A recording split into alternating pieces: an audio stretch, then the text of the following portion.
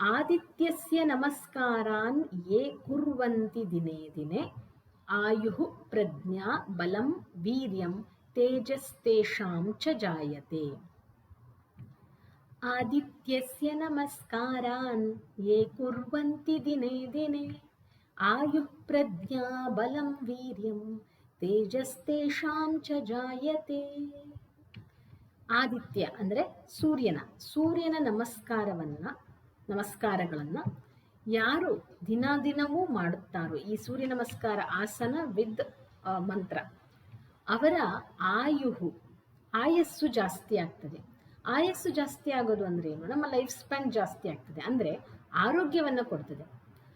ಗೊತ್ತಿರೋ ಹಾಗೆ vitamin D ಅನ್ನೋದು ನಮಗೆ ಸಿಗೋದು ಸೂರ್ಯನ ಕಿರಣಗಳಿಂದ. ಅದು ನಮ್ಮ ಮೂಳೆಯನ್ನು ಗಟ್ಟಿಗೊಳಿಸ್ತದೆ. ಆದ್ದರಿಂದ ಆಯಸ್ಸು, ನಮ್ಮ ಆರೋಗ್ಯದ ಮೂಲಕ ನಾವು ಆರೋಗ್ಯವಂತರಾಗಿರ್ತೀವಿ, ಅದರ ಮೂಲಕ ನಮ್ಮ ಆಯಸ್ಸು ಜಾಸ್ತಿ ಆಗ್ತದೆ.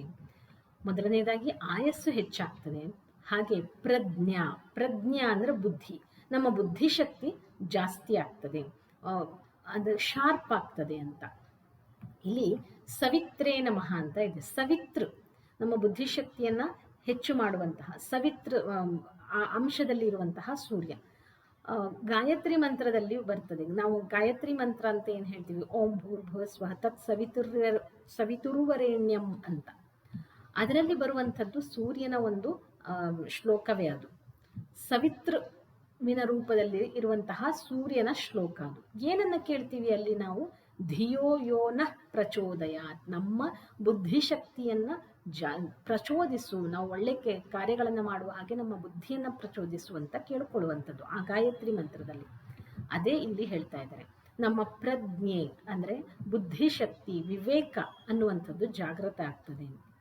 ಹಾಗೆ ಬಲಂ, ಅದು ದೈಹಿಕ ಬಲ ಇರಬಹುದು, ಮಾನಸಿಕ ಬಲ, ಎಲ್ಲ ರೀತಿಯ 3 ರೀತಿಯ ಬಲಗಳು ಇಲ್ಲಿ ಮುಂದೆ ಹೇಳ್ತಾರೆ, ಅದು ಯಾವ ರೀತಿಯ ಬಲ ಅಂತ. ನಮ್ಮ ಬಲವನ್ನ ವೃದ್ಧಿಸ್ತದೆ, ಬುದ್ಧಿಯನ್ನ, ಬಲವನ್ನ, ಆಯಸ್ಸನ್ನ ವೃದ್ಧಿಸ್ತದೆ. ಹಾಗೆ ವೀರ್ಯ ಅಂದ್ರೆ ಇಲ್ಲಿ ವೀರತ್ವ, ಏನನ್ನಾದರೂ ಮಾಡುವಂತಹ ಒಂದು ಶಕ್ತಿ, ಕ್ಷತ್ರಿಯರಿಗೆ ಇರಬೇಕಾದಂಥದ್ದು. ಅಂದ್ರೆ ಏನಾದರೂ ತಪ್ಪು ನಡೆದಾಗ ಅದನ್ನ ಖಂಡಿಸುವಂತಹ ಗುಣ, ಅದಕ್ಕೋಸ್ಕರ ಹೋರಾಡುವಂತಹ ಒಂದು ಮನಸ್ಥಿತಿ, ಅದನ್ನ ವೀರ್ಯ ಅಂತ ಹೇಳ್ತೀವಿ. ಆಯುಹು ಪ್ರಜ್ಞಾ ಬಲಂ ವೀರ್ಯಂ, ವೀರತ್ವ ಜಾಸ್ತಿ ಆಗ್ತದೆ ನಮ್ಮಲ್ಲಿ, ಅಂದರೆ ಧೈರ್ಯ ಬರ್ತದೆ. ಹಾಗೆ ತೇಜಸ್ಸು, ತೇಜಃ ತೇಷಾಂ ಚ ಜಾಯತೆ, ನಮ್ಮಲ್ಲಿ ತೇಜಸ್ಸು ಹೊರಹೊಮ್ಮುತ್ತದೆ. ತೇಜಸ್ಸು ಅಂದ್ರೆ ಏನು? ನಾವು ಕೆಲವರನ್ನ ಭೇಟಿಯಾದಾಗ ಅವರ ಮುಖದಲ್ಲಿ ಒಂಥರ ತೇಜಸ್ಸನ್ನ ನೋಡ್ತೀವಿ. ತೇಜಸ್ಸು ಅಂದ್ರೆ ಮುಖದ ಕಾಂತಿ, ಅವರ ಮುಖ ಗ್ಲೋ ಆಗ್ತಿರುವ ಹಾಗೆ, ಯಾವುದೇ ಮೇಕಪ್ನಿಂದ ಅಲ್ಲ, ಜನರಲ್ ಆಗಿ, ನ್ಯಾಚುರಲ್ ಆಗಿ ಅವರ ಮುಖ ಗ್ಲೋ ಆಗ್ತಾ ಇರುತ್ತೆ.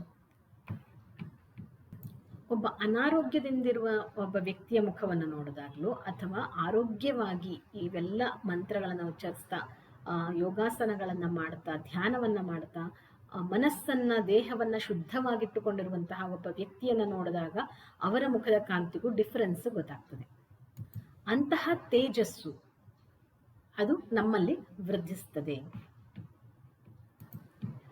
ಆದಿತ್ಯಸ್ಯ ನಮಸ್ಕಾರಾನ್ ಯೇ ಕುರ್ವಂತಿ ದಿನೇ ದಿನೇ, ಯಾರು ಸೂರ್ಯ ನಮಸ್ಕಾರವನ್ನ ದಿನವೂ ಅಭ್ಯಾಸ ಮಾಡ್ತಾರೋ ಅವರ ಆಯಸ್ಸು, ಪ್ರಜ್ಞೆ, ಬಲ, ವೀರ್ಯ ಹಾಗೆ ತೇಜಸ್ಸು, ಈ 5 ವಿಷಯಗಳು ವೃದ್ಧಿಯಾಗ್ತವೆ.